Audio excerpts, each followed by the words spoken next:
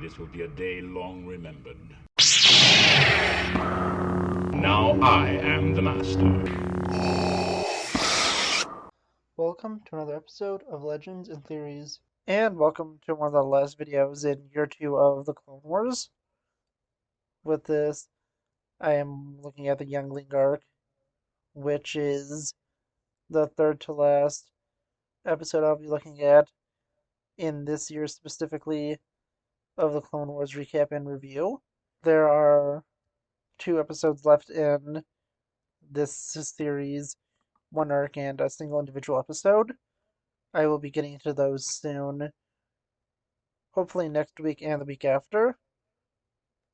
And I've been meaning to get this one out for a while. I just haven't had the time to record, so let's go straight into it.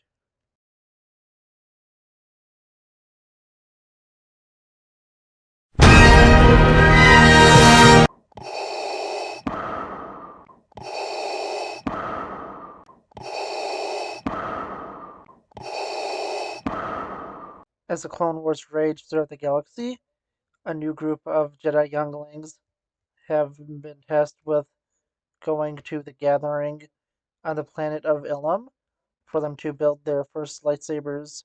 They are being accompanied by Anakin Skywalker's Padawan Ahsoka Tano and his droid R2-D2, and take off for the planet of Ilum, and are able to make it there with no problems.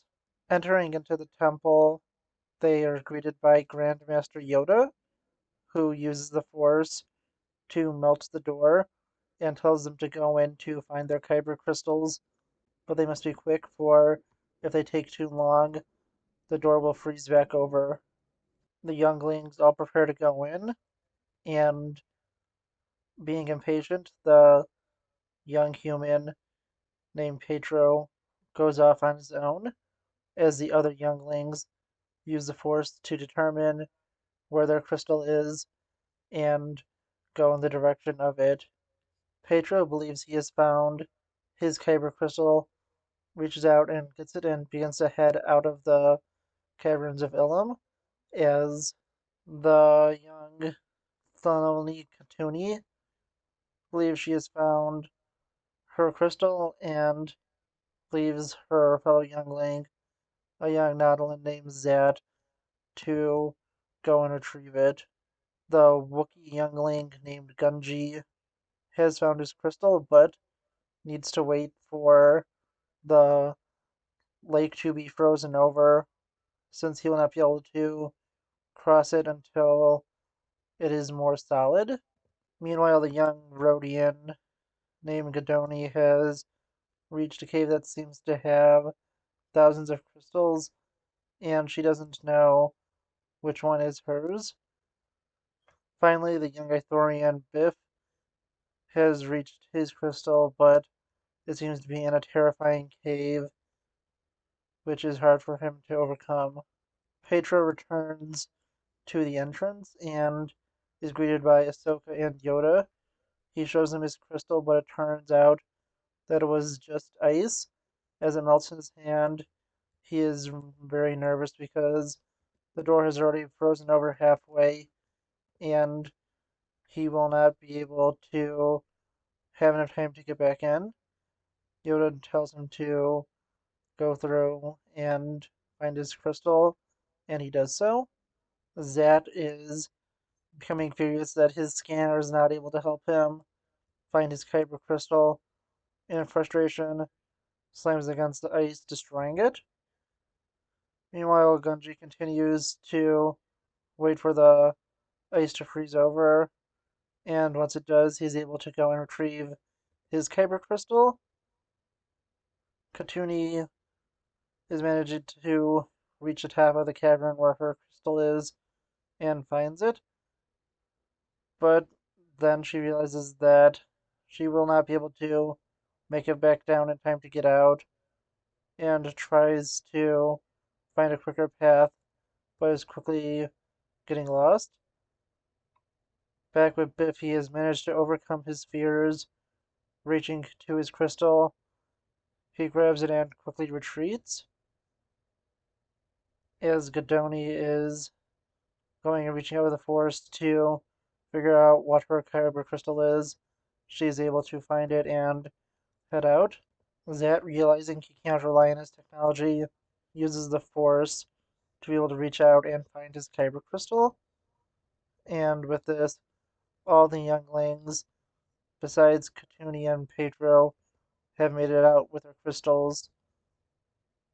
Katuni has fallen behind a frozen wall and can't get out, and Pedro is able to find her, but is initially concerned he won't be able to find his crystal, but decides to help her and breaks through the ice, helping her out.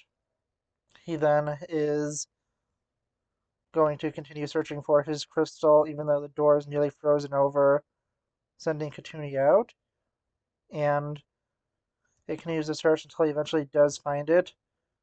Seeing that the door has frozen over, the younglings are concerned, but he is quickly able to slide under, breaking through the ice, as Yoda points out that it is only ice and was easy to break through. With this, all the younglings have retrieved their kyber crystals and are now being sent back to Coruscant, where they can construct their lightsabers. They board the ancient Jedi transport named the Crucible and head back to Coruscant. On board the ship, they begin to practice training for the lightsabers they will soon be constructing. And after a little bit of practice, they are sent to the ancient droid Hu Yang, who is nearly as old as the Jedi Order itself. And he goes through the lightsabers made over the generations of Jedi, seeing how he's seen all types, and helping each of the younglings figure out what pieces they need to construct their lightsabers. Meanwhile, hungry to make a good profit and knowing of the Jedi's expedition, the pirate Hondo Onaka begins to lead a raid on the ship to go and take the kyber crystals from the younglings, knowing how much they will go for on the black market. With Pedro managing to form his lightsaber, Hu Yang inspects it and tells him that the lightsaber is unstable and if he was to use it, it would explode and he needs to start again. But before he can do that, the ship is attacked by the pirates, and as they prepare to board, Ahsoka tries to do her best, being the one responsible for the younglings, since Master Yoda has found his own way back to Coruscant, goes and prepares a defense. Guessing at the nature of the attack, Hu Yang asks all of the younglings to hand over their kyber crystals so he can keep them safe. And Ahsoka goes and instructs the younglings to be hiding in the floor vents and to stay out of trouble, and she'll handle the pirates that are boarding the ship. Hondo boards himself, and after declaring he smells profit, he sends his pirates out to investigate where the younglings are, knowing they are on board the ship and are simply hiding. He goes and tries to take over the ship, and Ahsoka helps the younglings take back the bridge and has them go and hide in there under the protection of R2D2, while the rest of the younglings are trying to sneak away, but are quickly discovered the location of the pirates, and with this, they have no way out until Pedro has an idea. He tries to use his lightsaber, and knowing it would explode, the pirates, not knowing this, take it from him and begin to celebrate their victory, trying to ignite it. It explodes, and they use this as a distraction to escape. Ahsoka makes it to the engineering station of the ship and attempts to disconnect the hatch connecting their ship to the pirate ship. As the younglings realize they need to fight back and go to set up the training remotes to attack the pirates to cause a greater distraction. And After they do that, they are preparing to escape with Hu Yang, but are encountered by Hondo and his crew. Ahsoka goes out to defend them and hold off Hondo, questioning him about his motives. And Hondo just simply points out that it's profitable to go and get the kyber crystals, and it's far easier to get it from the younglings, only protected by a Padawan, than get them from Jedi Knights. During the battle, Hu Yang suffers damage with his head being shot off. As Ahsoka battles Hondo, who wields an electro staff. Although she is doing well, she is being overwhelmed by the other pirates and forces the younglings to go and break the airlock seal and send the pirates back to their ship. And through this, she is pulled in with them and taken captive by Hondo, who is going to just sell her off to other forces as compensation for him losing the kyber crystals. With the crucible heavily damaged and the fact that the younglings don't have anyone to supervise them, they believe they are stuck as they work on repairing Hu Yang and contact Obi-Wan Kenobi, who says he'll be sending out clone troopers to go and help them and get them to his cruiser in this system. And before he can send out Commander Cody, the Republic forces are ambushed by General Grievous, trying to take over the Forum system. Meanwhile, on the ship, the younglings use this time to fully construct their lightsabers. All but Katuni have managed to go and build their lightsabers in a correct fashion and want to go and rescue Ahsoka, especially since it seems that the Jedi and clones aren't coming to help them anytime soon, so they could also get repairs. Ahsoka is held captive by Hondo, and she just simply pleads for him to return her to the Republic. But Hondo doesn't want to do that or deal with the Separatists again after the nightmare that it was when he took Count Dooku prisoner, and says there is another person who would be interested in her. Meanwhile, back on Obi-Wan's ship, the Republic forces are doing poorly as the Separatists go and destroy his ships and begin to board the ship. Obi-Wan confronts General Grievous in a lightsaber duel and is forced to retreat. Back on Florum, the younglings have managed to make it to the planet as Hondo continues to interrogate Ahsoka and tell him his plans. Back on Obi-Wan's ship, he has fully retreated from the ship, making it to the bridge, leaving a recording for General Grievous, telling him that the ship is about to explode. Grievous breaks through his droid forces to escape and barely manages to do so as Obi-Wan is separated from his ship in an escape pod. He knows there's no help he can send to the younglings immediately. Back on Florum, the younglings need to find a way to get to Hondo's compound and find a circus that is going to perform there. They decide to pose as young performers who need a ride off world and offer to join the act if they could get a ride. And the leader of the circus initially is hesitant, but as they show off their skills using the Force, he agrees to have them join them.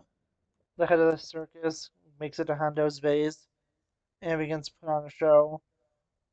And for one of them, the younglings, in their time, go and use this to distract Hondo as they go to rescue Ahsoka, who is disappointed in them for coming and putting their lives in danger.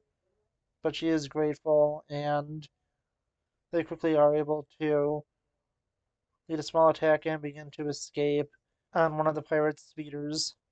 And although things are starting to look up, they are quickly followed by Hondo's forces, who are shooting at them, and Younglings attempt to contact their ship.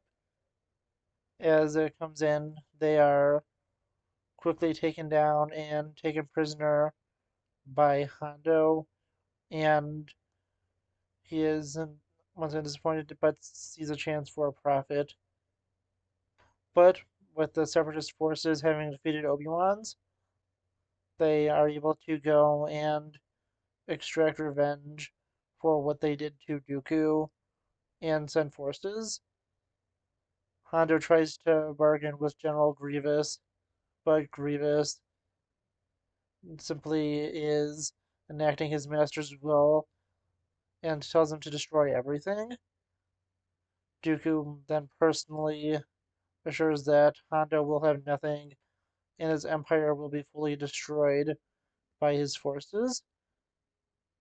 And the younglings and Ahsoka are set free by the Weakways, who see them as their only chance to be able to rescue Hondo. They easily make it into the base and they go to Hondo and rescue him, who agrees to do it and get help as long as he can give them a ship to be able to escape in. Through this, the one of the prices he asks is to see Katuni build her lightsaber, and after she's able to successfully create it, they begin to go and battle throughout the facility as Grievous has everything deconstructed. Ahsoka, the younglings, and pirates attack separatist forces and fight through them. Grievous is alerted to their presence and heads off to fight them, and they are separated with Ahsoka and the younglings being brought off into one group, with the exception of Katuni, who escapes with Hondo to his secret hangar where they plan to escape on board Slave One. But Hondo is convinced when Katuni puts her disappointment in Hondo and pleads for him to go and help her friends. Hondo reluctantly agrees, and as they do this, Ahsoka fends off Grievous as Huyang protects the younglings. They go back and Ahsoka tries her best to defend the younglings, knowing their defeat is inevitable, until Slave One shows up and is able to help fend off Grievous. Ahsoka goes and distracts Grievous as younglings escape on board the ship, and she's eventually able to join them. Hondo then manages to get the younglings and Ahsoka off of Lorum and takes them to the Republic, where they are able to be reunited with the Jedi and Obi-Wan Kenobi and Commander Cody, who have been picked up after Grievous devastated their forces. The Jedi don't go to give Hondo anything, with him kidnapping Ahsoka and trying to take the younglings also. And the Jedi go to celebrate as Obi-Wan congratulates them on their success, and they all put their newly constructed lightsabers together to show them off and celebrate. And yeah, honestly, this is a good but not really great arc.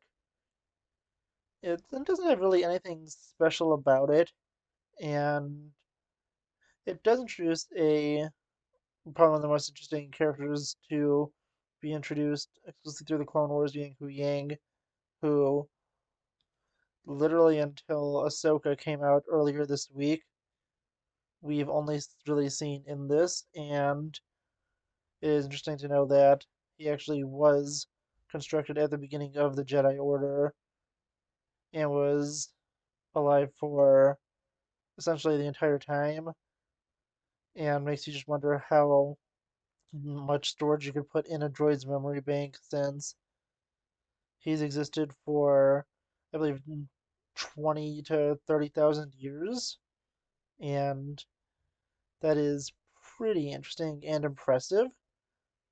But through the arc as a whole, it has a few things that does definitely help it. Although, with really the exception of Gunji, none of the Jedi Younglings are too interesting. You do get some great stuff from this, like another appearance from Hondo, and it's always fun to see him.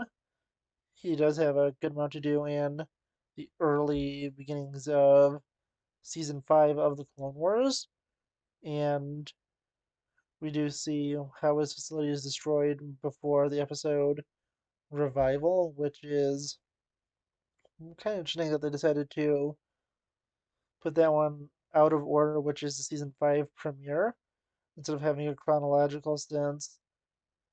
Basically, after like the midpoint, I believe, of season 3, when they go to the updated character models, they basically stay on a linear path through the episodes, with only a few exceptions, with Revival being one of them, which I will be doing in hopefully 2 weeks.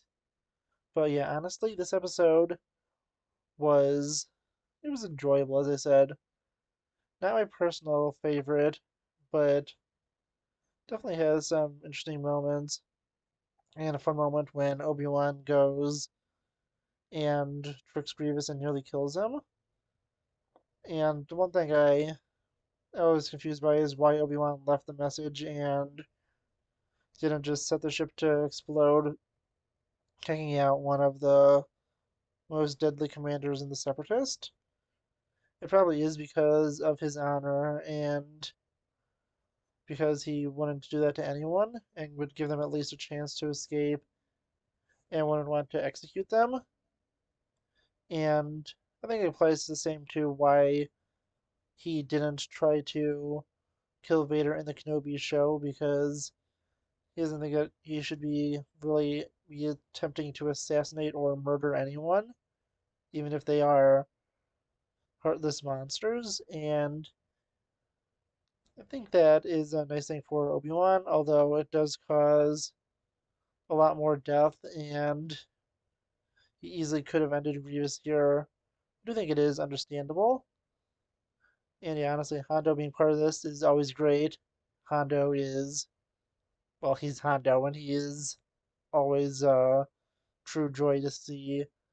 And I do hope we could see him in live action during the Mandoverse, but who really knows? Because we do know he makes it to at least a sequel trilogy, with him being a big part of Galaxy's Edge, which is set during the sequel era, and I know he is an announcer, I believe, on the Rise of Resistance ride at Disney World. I definitely know I have not been to Disney since the Star Wars edition, but I will be going later this year. And just more out of curiosity, I'll leave a little link to it. Would you want to know at least what my thoughts are about Galaxy's Edge after I go there? I won't really be including pictures, but I could do it. And that week, because I'll be going for a full week, going to a few things in Florida, I will have only scheduled content and probably won't have one of these, although I should still be in this series since we still have all of year 3 to go through. And speaking of year 3, it's going to be a little more interesting because it's going to be a lot of non-Clone Wars episodes included, including some novels, comics, and books based off of deleted episodes, and maybe even Crystal Crisis on Utapau if I could find enough screenshots or the episodes on YouTube, since they are pretty hard to find. But let's go straight into the ranking of these episodes. And I would give this exact score of 88. And I think that's a good score for it, 'cause I think it is overall enjoyable. Not extremely incredible, but I feel like it's just under amazing. And yeah, honestly, this puts it just below Hondo's debut in Dooku Captured, and It puts it above a few other arcs like the Toydaria arc. I was initially going to be putting it down a little bit lower, but I realized that I did enjoy this one more than the other ones and think that honestly it does belong just below having an A. And I think that giving an exact score of 88 is worthy, and I do like the place of it being there. But where would you rank it? Honestly, let me know what you think about this episode overall in the comments. Do you enjoy it? Do you not? And what do you think now the fact that Hui Yank has returned? Do you think this arc will be mentioned at all in Ahsoka? And I'm just intrigued to see what they do with this, and if we'll see Gunji again specifically, since we know he at least initially survived Order 66. Please know what you think in the comments, and I'll see you on the next episode of Legends and Theories. Thank you for watching this episode of Legends and Theories. Please subscribe, like the video, share the video, leave a comment, check out the video on screen, and may the Force be with you.